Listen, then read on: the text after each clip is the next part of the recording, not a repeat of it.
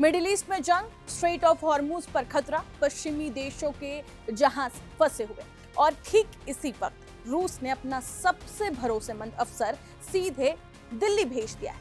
बता दें कि ये सिर्फ एक दौरा नहीं है, ये एक जियोपॉलिटिकल सिग्नल है। पुतिन ने अब अपना सबसे करीबी चेहरे को यहाँ पर क्यों भेजा है, ये सबसे बड़ा सवाल बना हुआ है कि युद्ध के बीच में उनके सबसे करीबी और भरोसेमंद अफसर यहाँ पर क्या कर रहे हैं, भारत क्यों इतना अहम है और क्या दुनिया की पावर गेम अब बदलने वाली है, इस पर बातचीत करते हैं। दरअसल बता दें कि जब पूरी दुनिया ईरान अमेरिका टकराव और तेल सप्लाई के संकट में उलझी हुई है, तब रूस और भारत के बीच में एक बड़ा गेम प्लान तैयार हो रहा है। यहाँ पर बता दें कि डेनिस नई दिल्ली पहुंच चुके हैं और यहाँ पर वो हाई लेवल मीटिंग्स में हिस्सा लेने वाले हैं। इनकी मुलाकात सीधे होने वाली है विदेश मंत्री डॉक्टर एस जयशंकर से और बातचीत करेंगे ये अजीत डोभाल एनएसए से, और इसके साथ ही निर्मला सीतारमण से भी इनकी मुलाकात होनी है। बता दें कि मुनतरोव कोई आम नेता नहीं है, वो रूस के डिप्टी प्राइम मिनिस्टर है। 10 साल से ज्यादा समय तक ये इंडस्ट्री और ट्रेड मिनिस्टर भी रहे और सबसे अहम बात, रूस के डिफेंस प्रोडक्शन और इंडस्ट्रियल पावर के ये मास्टरमाइंड माने जाते हैं।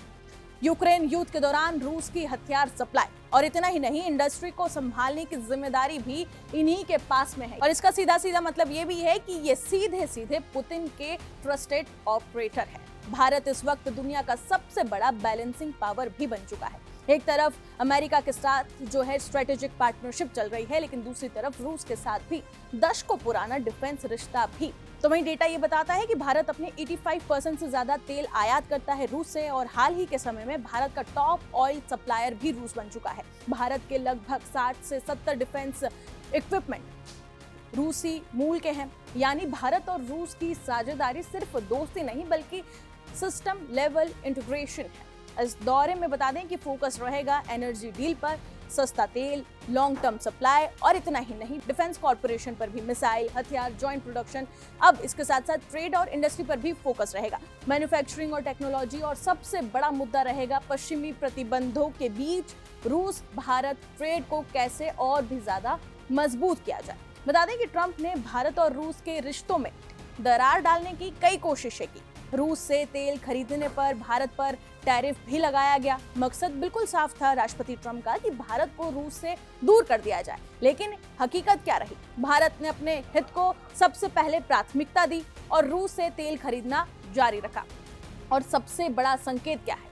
संकेत ये है कि प्रधानमंत्री मोदी का संभावित मॉस्को दौरा, उससे ठीक पहले रूस का टॉप अधिकारी दिल्ली में, और ये बताता है कि दोनों देश बड़ी रणनीति की तैयारी कर रहे हैं।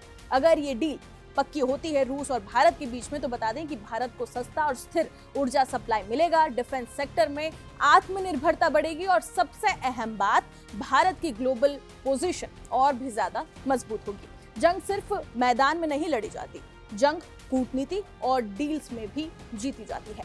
रूस का ये कदम बिल्कुल साफ संकेत देता है कि भारत अब सिर्फ एक देश नहीं बल्कि दुनिया की सबसे बड़ी डिसाइडिंग पावर बन चुका है। अब फिलहाल देखने वाली बात ये होगी कि दिल्ली में बनी ये रणनीति दुनिया का पावर बैलेंस कैसे बदलती है और आगे क्या कुछ नए अपडेट्स भी सामने आते हैं। फिलहाल इस रिपोर्ट में इतना ही, बाकी तमाम खबरों के लिए आप बने रहे जी न्यूज़ के साथ।